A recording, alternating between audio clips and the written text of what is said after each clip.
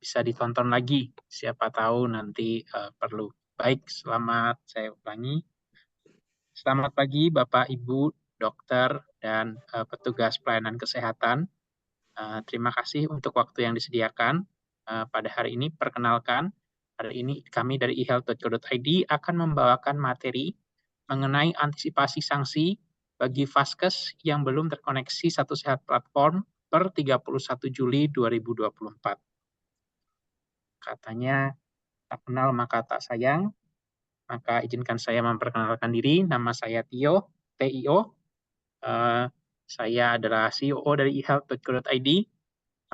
Saat ini saya sedang berada di Atlanta untuk menempuh pendidikan komputer. Jadi membuat program. Salah satu program yang saya buat adalah ehealth.co.id ini. Nah, kita mulai ya. Pertama, kita cari tahu dulu apa sih definisi dari Satu Sehatnya sendiri.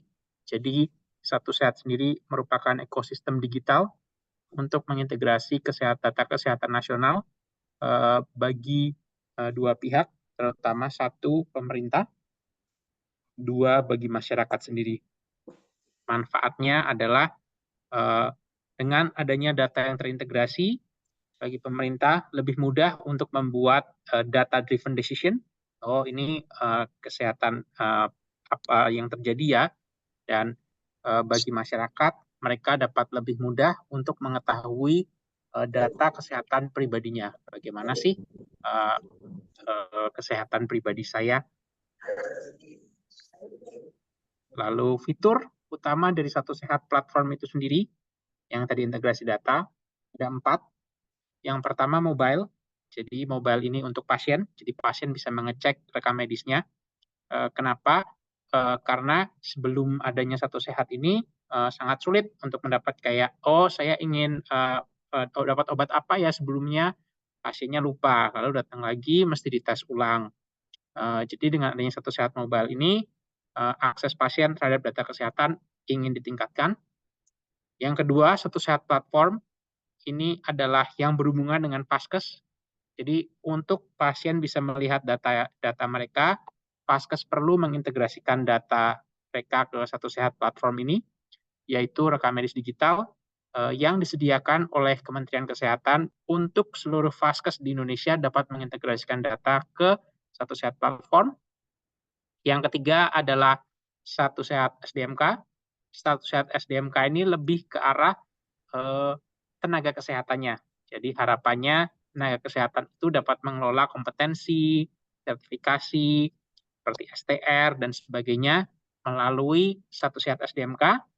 Dan yang terakhir adalah Satu Sehat Data. Satu Sehat Data ini benar-benar berfokus kepada pemerintah, jadi seperti Dinkes, atau seperti daerah misalnya petugas khusus dari Kementerian Kesehatan untuk pokja-pokja, kelompok kerja, untuk mengolah data tertentu. Misalnya Satu Sehat ini sendiri, kalau kita kembali ke 4 tahun yang lalu, ada COVID ya, COVID, tuberkulosis, mencari lokasi vaskes, dan data-data umum lainnya itu dikumpulkan melalui Satu Sehat Data.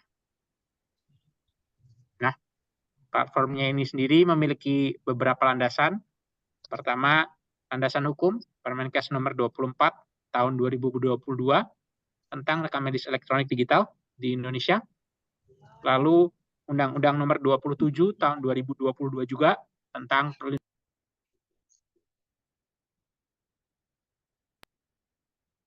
Oh, ke-mute. Oh ya, nggak apa. Lalu Peduli Lindungi. Jadi ini ada. Oke, ya, sorry, ada sedikit kesalahan teknis. Peduli Lindungi adalah aplikasi yang sebelumnya digunakan untuk vaksinasi COVID. Nah, setelah wabah COVID selesai, pemerintah memutuskan untuk melanjutkan pengembangan dengan menggunakan platform Peduli Lindungi ini untuk menjadi Satu Sehat Mobile dan integrasi data ke yang lainnya. Dan surat edaran Menteri Kesehatan. Jadi surat edaran ini yang menyatakan bahwa akan adanya sanksi apabila fasilitas kesehatan tidak mematuhi peraturan pemerintah.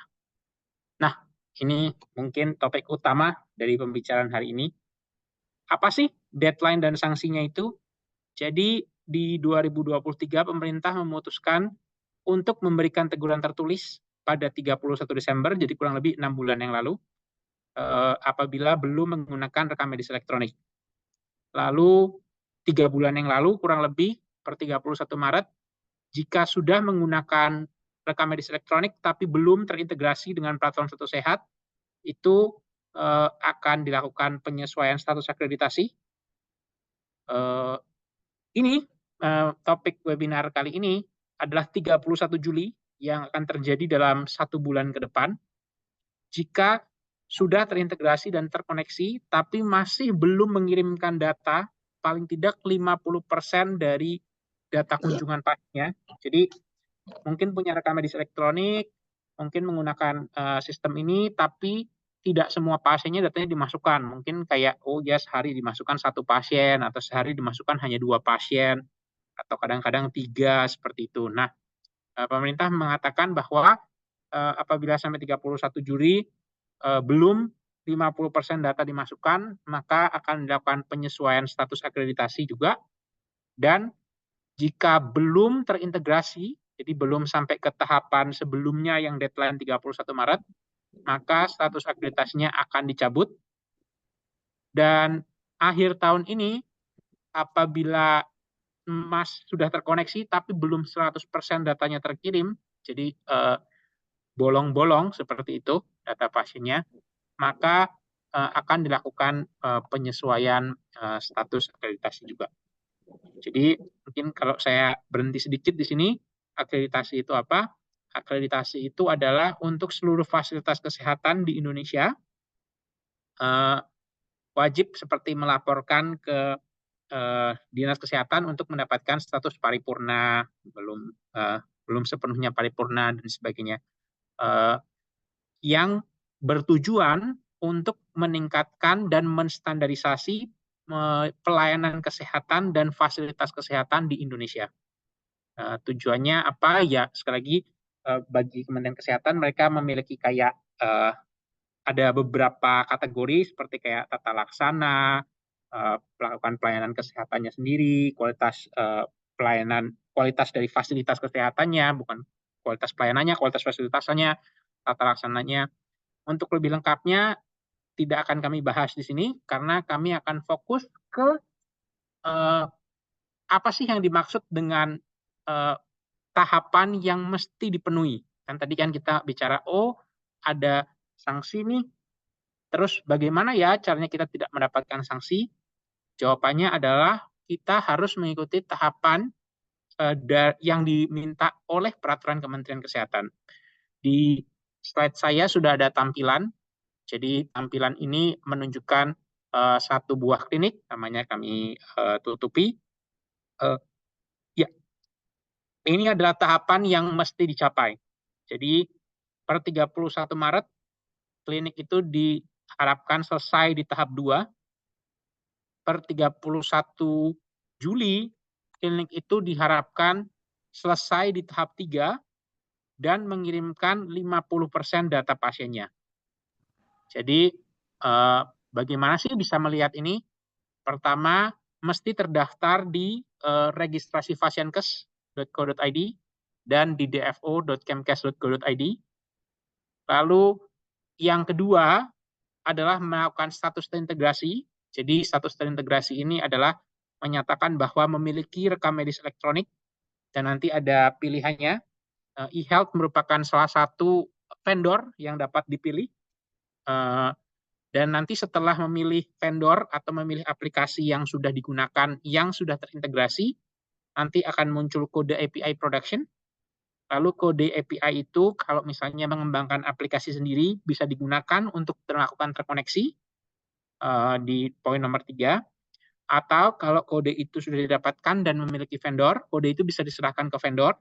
agar nanti vendor berhubungan dengan orang Kementerian Kesehatan untuk mendapatkan status terkoneksi.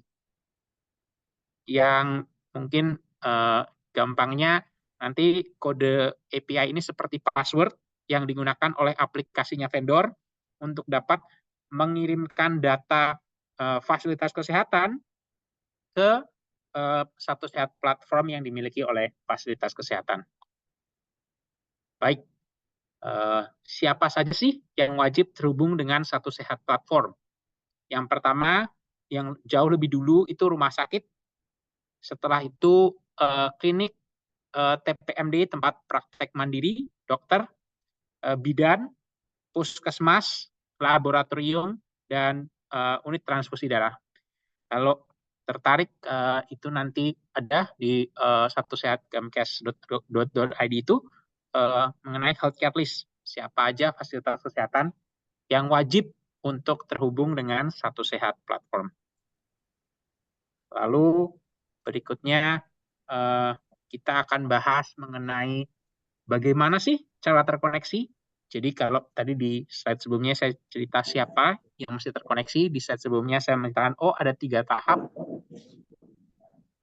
Kami sudah memiliki webinar yang membahas mengenai tahap 1 dan 2, dan sekarang adalah sebenarnya lebih fokus ke tahap 3. Namun kami akan sedikit menyentuh kembali mengenai beberapa tahapan sebelumnya untuk memastikan bahwa informasi yang disampaikan itu lengkap. Jadi pertama, cara terkoneksi Satu Sehat itu adalah menggunakan program pemerintah. Jadi pemerintah itu biasanya kami e-health selalu ditanya, ada nggak aplikasi, boleh nggak e-health-nya gratis gitu. Ya, jawabannya sayangnya tidak boleh. E-health ini vendor dan kami berbayar. Namun pemerintah memaklumi atau menyadari bahwa tidak semua fasilitas kesehatan mampu untuk membuat aplikasi atau membayar vendor atau mengembangkan aplikasi sendiri. Sehingga pemerintah mengembangkan buat fasilitas kesehatan. Program pemerintah ini seperti ASIK, ASRI, dan SIMGOS. Jadi SIMGOS ini setahu saya lebih ke arah buat rumah sakit. ASIK ini biasanya setahu saya lebih buat pasien ya, dan atau klinik, dan ASRI ini lebih buat dokter praktek mandiri. Seperti itu. Nah, cara kedua adalah program mandiri. Jadi Bapak Ibu bisa membeli ke software house atau mungkin mencari aplikasi di luar banyak yang mengembangkan tim IT untuk bisa mengirimkan data rekam medis digital ini ke Satu Sehat. Jadi nanti caranya bagaimana? Setelah mendapatkan tim IT, melakukan pengembangan, setelah melakukan pengembangan nanti melakukan tahap integrasi ke Satu Sehat, setelah melalui tahap terintegrasi ke Satu Sehat, nanti aplikasinya klinik ini dapat langsung terintegrasi dengan datanya pemerintah. Dan yang ketiga adalah vendor. Berarti mencari penyedia pelayanan rekam medis digital. Vendor ini biasanya sudah melalui tahapan pengembangan, sudah memiliki biasanya beberapa klinik yang sudah masuk ke datanya pemerintah, dan basically klinik bisa memilih untuk terkoneksi melalui aplikasinya vendor. Seperti itu. E-health merupakan vendor. Jadi kami adalah opsi ketiga untuk bisa terkoneksi Satu Sehat. Nah, ini sekali lagi kami sudah pernah punya webinar ini sebelum 31 Maret, tapi akan kami ulangi sedikit. Bagaimana sih alurnya? Pertama, klinik mesti melakukan proses registrasi Fasiankes.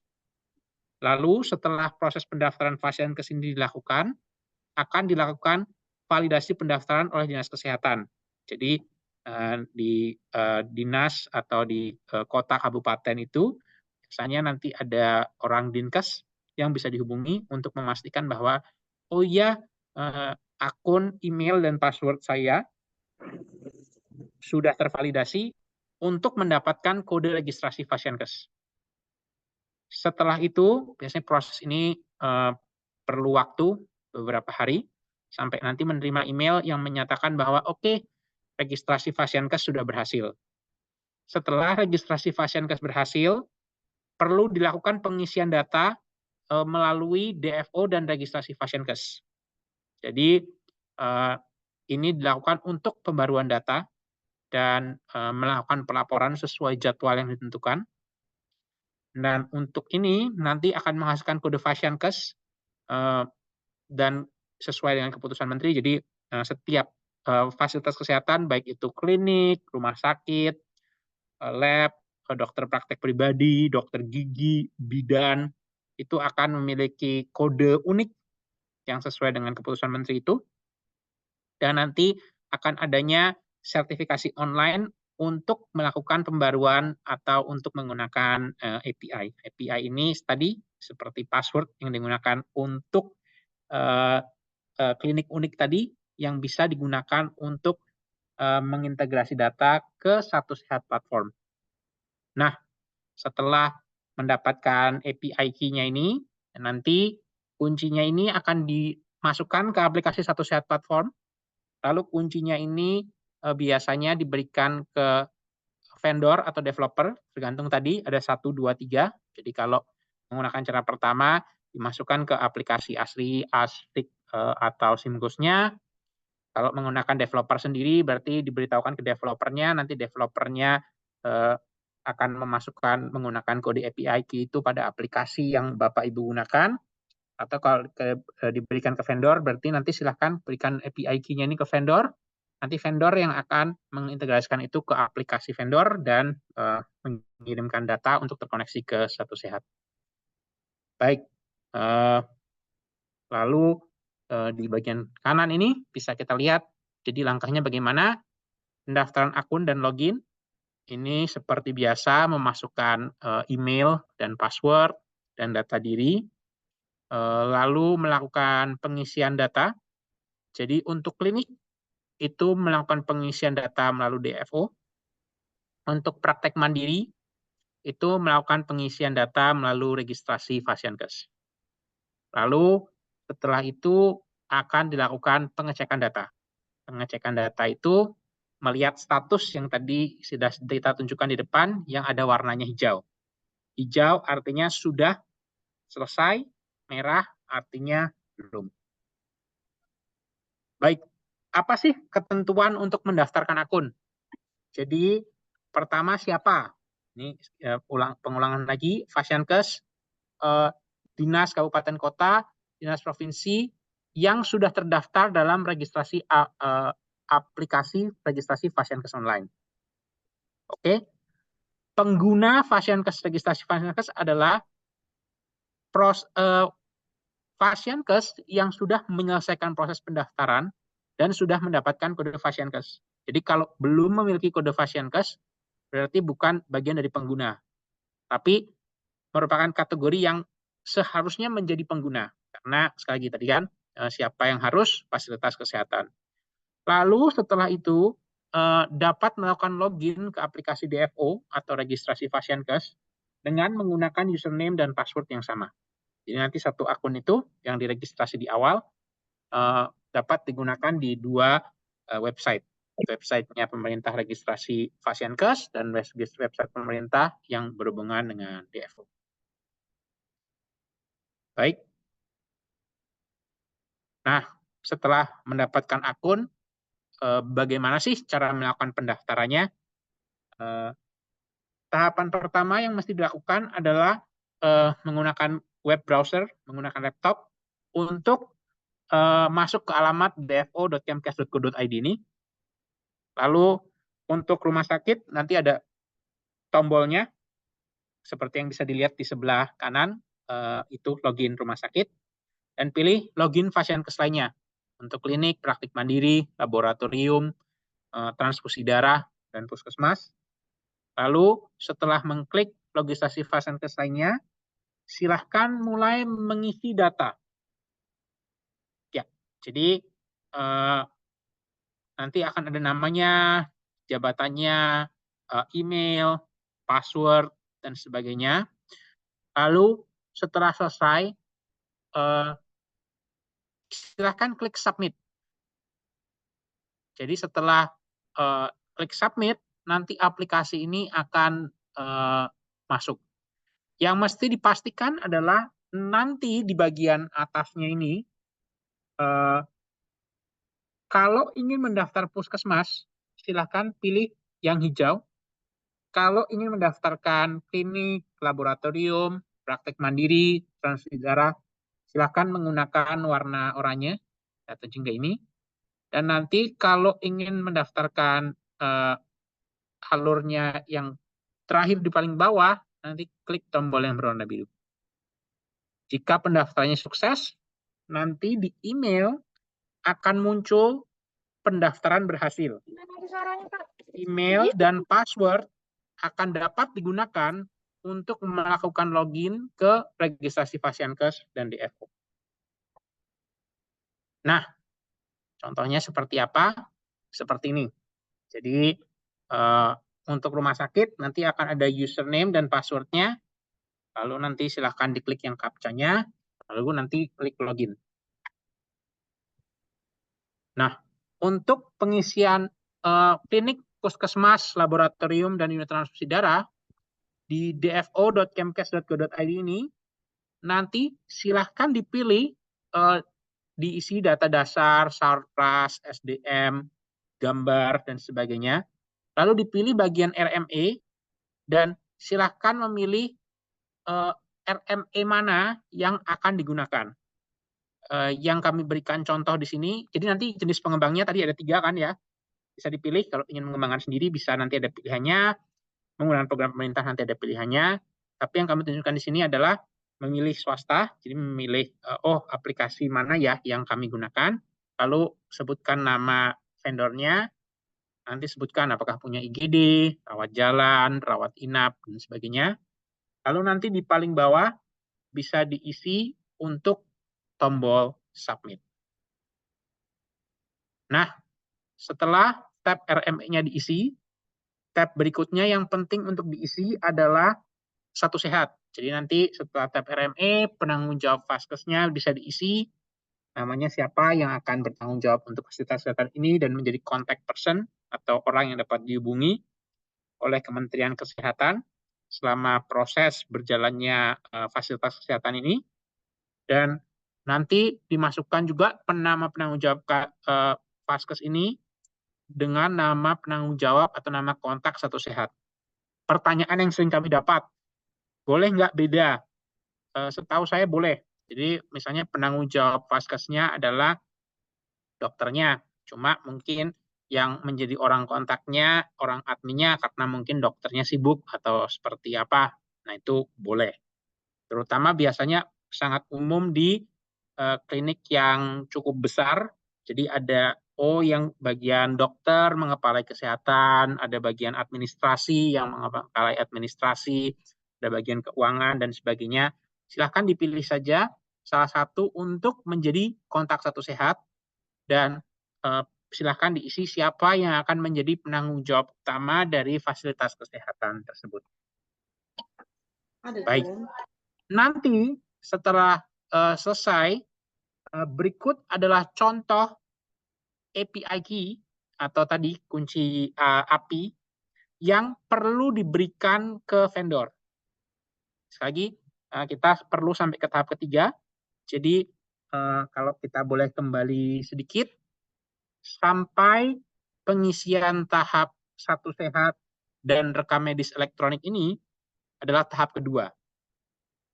Per 31 Maret, klinik-klinik sudah harus menyelesaikan tahap kedua. Jadi kami berasumsi klinik sudah mengerti. Nah, informasi yang barunya adalah mulai slide ini. Nah, setelah memiliki kode secret key ini, client ID dan organization ID, 3 nilai ini seperti string random seperti itu, jadi kayak mungkin nggak ada maknanya. Tujuannya hanya untuk melakukan password dan verifikasi akun dokter untuk masuk ke Satu Sehat platform. Jadi nanti biasanya kalau misalnya sudah diisi, ini contoh dari dokter praktek pribadi ya. Jadi DFO kan untuk klinik. Untuk dokter praktek pribadi, kalau misalnya memilih RME e-health, nanti akan ada persyaratan telah membaca, menyetujui data dan sebagainya, dijaga kerahasiaannya. Kenapa perlu dijaga? Karena ya ini rahasia. Jadi kalau API key-nya ini diberikan ke secara sembarangan atau hilang atau satu dan lain hal, yang terjadi adalah orang yang mendapatkan API key ini dapat mengakses Satu Sehat platform dan berperan atau seperti apa ya, seperti kayak dihack gitulah.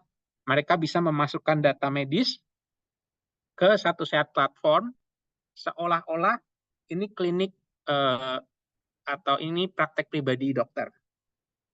Jadi mohon dijaga kerahasiaannya. Ini contohnya setelah di-scroll ke bawah, dia menyetujui, klik submit. Nah, masukkan nama PIC-nya, dan nanti sama seperti klinik, akan muncul 3 string random itu yang perlu dijaga kerahasiaannya dan hanya diberikan ke pengembang.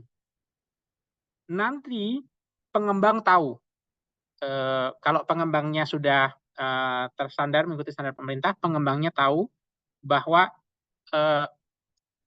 secret key tadi itu perlu dimasukkan ke dalam program agar program dapat mengirimkan data ke server Satu Sehat platform. Nah, oke, kalau itu yang tahu nanti pengembang, saya sebagai klinik atau praktek pribadi taunya gimana dong? Ya, taunya sama seperti step 1 sama 2 dengan melakukan pengecekan data. Jadi, pengecekan data ini dilakukan menggunakan website Satu Sehat kemkes.go.id/data/dashboard. Lalu nanti di sini bisa dilakukan filter untuk mencari kota, jenis sarana, nama, modul. Silahkan diklik submit. Lalu nanti akan muncul. Nah, ini yang tadi kita lihat di beberapa slide sebelumnya. Terdaftar tadi registrasi Pasienkes dan DFO. Terintegrasi, itu tadi sudah memiliki API key dan terkoneksi. Berarti API key-nya sudah berhasil digunakan oleh entah aplikasi pemerintah, aplikasi yang dikembangkan sendiri, maupun aplikasi vendor untuk mengirimkan data ke Satu Sehat platform. Ya, terakhir, apa sih? Jadi, data Pasienkes tadi ini penting untuk memastikan bahwa proses digitalisasi kesehatan di Indonesia itu bisa sukses. Untuk menghindari sanksi bagi klinik atau TPMD, TPMDG, dan untuk mendapatkan manfaat digitalisasi dan administrasi data kesehatan. Jadi seperti, rekam medisnya hilang, atau rekam medisnya misalnya terobek atau rusak. Nah, itu proses pencariannya susah. Nah, itu salah satu manfaat yang bisa didapatkan dengan data digitalisasi. Nanti bentuknya digital, sehingga masalah, saya tidak punya ruangan untuk menyimpan, sudah penuh. Nah, itu tidak ada lagi. Lalu ada 4 bentuk Satu Sehat: mobile untuk pasien, platform untuk fasilitas kesehatan, SDMK untuk tadi petugas atau pelayanan kesehatan yang menggunakan sertifikasi dan sebagainya, dan data mainly untuk pemerintah. Beberapa deadline yang mesti kita perhatikan dengan baik adalah 31 Desember, itu tadi teguran tertulisnya. 31 Maret sudah ada 2 hijau.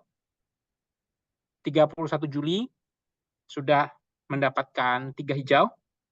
dan 31 Desember akhir tahun ini sudah benar-benar menggunakan 100% data pasien untuk diintegrasikan dan dikirimkan ke aplikasi pemerintah. Lalu tadi bagaimana sih untuk mendapatkan 3 kotak hijau tadi itu? Pertama, mesti melakukan pendaftaran akun dan login. Lalu yang kedua, melakukan pengisian data. Lalu tadi sudah benar ya, ada RME-nya dengan siapa, penanggung jawabnya siapa, proses penggunaan datanya atau kontaknya dari satu sehatnya siapa, dan melakukan pengecekan data bahwa data yang sudah diberikan tadi ini nanti di data.platform.1 SAS dashboard-nya itu bisa dilihat bahwa klinik saya sudah memiliki 3 kotak hijau. Artinya klinik saya sudah mengirimkan data ke platform Satu Sehat. Baik, saya kira untuk sesi webinarnya sudah selesai. Mungkin kita punya 5-10 menit. Mungkin bisa nih 1 atau 2 pertanyaan. Silahkan, apakah ada yang tertarik untuk melakukan pertanyaan?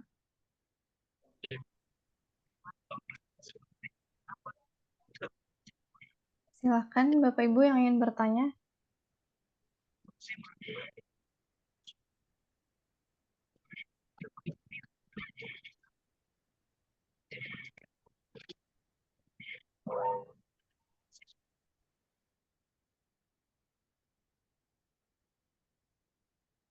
Selamat siang Pak, dari Klinik Naswa. Mau bertanya. Silakan, Bu.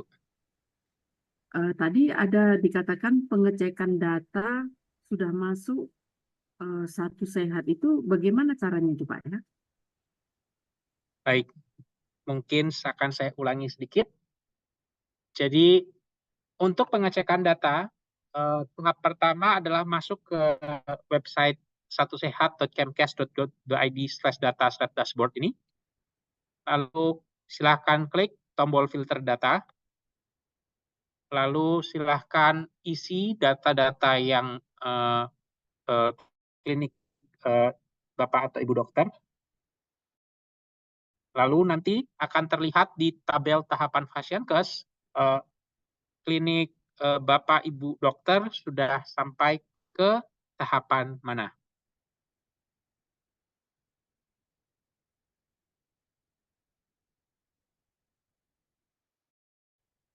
Izin bertanya lagi Pak.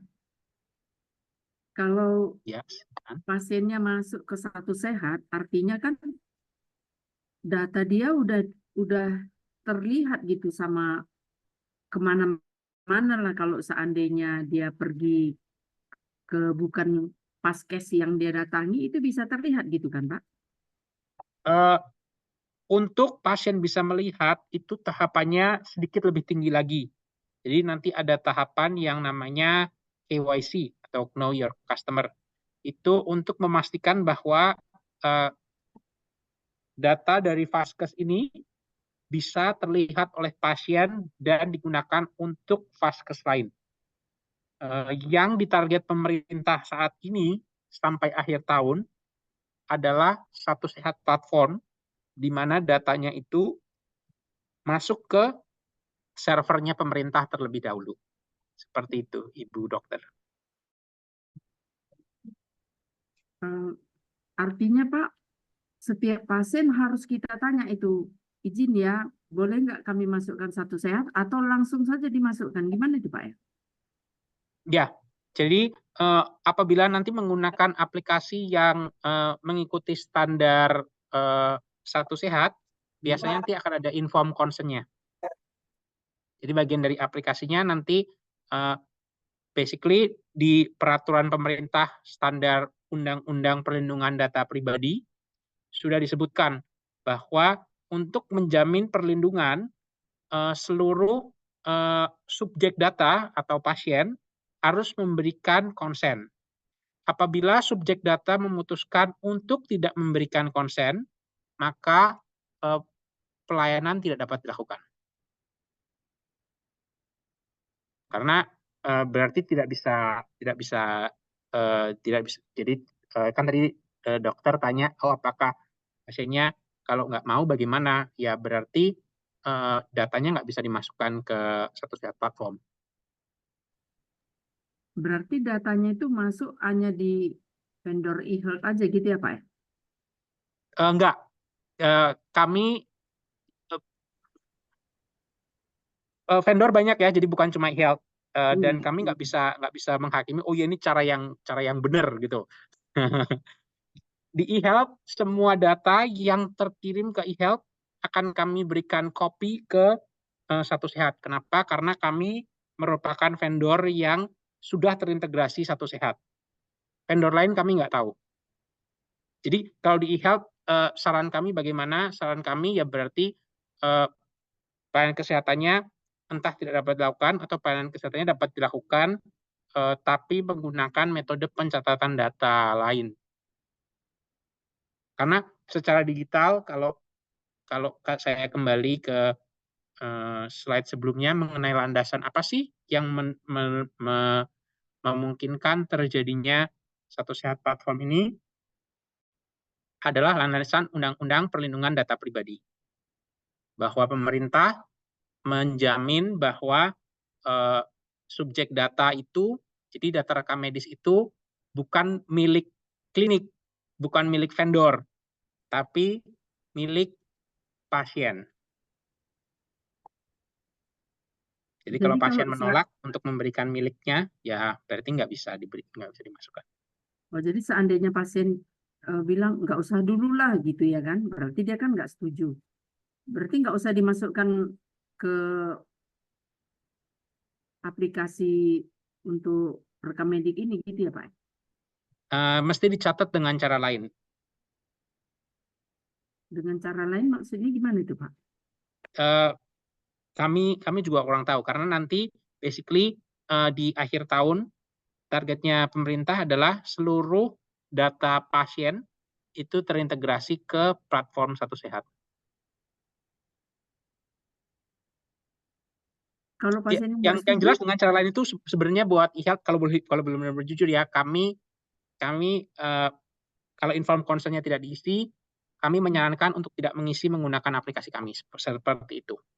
Oh, gitu ya, Pak. Karena kalau diisi menggunakan aplikasi kami menaati peraturan pemerintah untuk mengintegrasi data itu ke pemerintah. Soalnya kan seakan-akan perlu waktu juga untuk menjelaskan apa gunanya, bagaimana. Ada saking jelasnya mereka jadi takut gitu, Pak. Ya, biasanya untuk penjelasan inform consent itu di pendaftaran pasien, nanti pasien kayak mesti melakukan klik-klik-klik kayak kita waktu meminta kode API, di scroll gitu ketentuan-ketentuan, terus nanti di bawah ya setuju, lalu di submit seperti itu. Kalau dia memutuskan submit, berarti dianggap setuju. Seperti mungkin kalau ibu dokter punya akun seperti Facebook atau Instagram, itu kan biasanya saat pendaftaran kan perlu terms and condition TNC yang kita scroll, terus di bawah diketik ya saya setuju, terus oke. Nah, seperti itu. Kalau di aplikasi seperti sosial media atau aplikasi lainnya, kalau terms and condition-nya tidak disetujui, biasanya tidak bisa digunakan. Sama sih. Berarti Pak.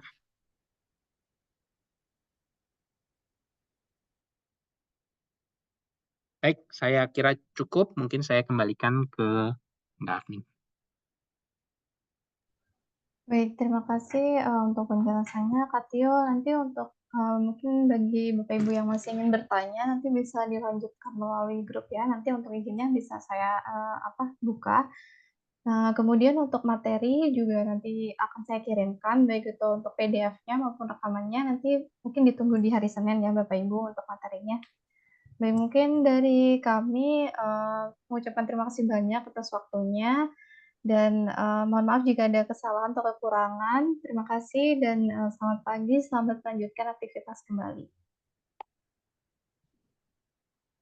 Kami izin untuk mengakhiri Zoom ini ya Bapak Ibu. Dan untuk peserta workshop nanti bisa di join kembali mungkin sekitar 2 menit lagi, bisa join kembali menggunakan nama, kemudian nama klinik supaya kita bisa ini ya memberikan izin untuk masuk ke Zoom. Baik, Ya, mungkin dari kami nanti cukup biar sekian. Ya, terima kasih. Saya izin tutup ya, Bapak Ibu. terima kasih.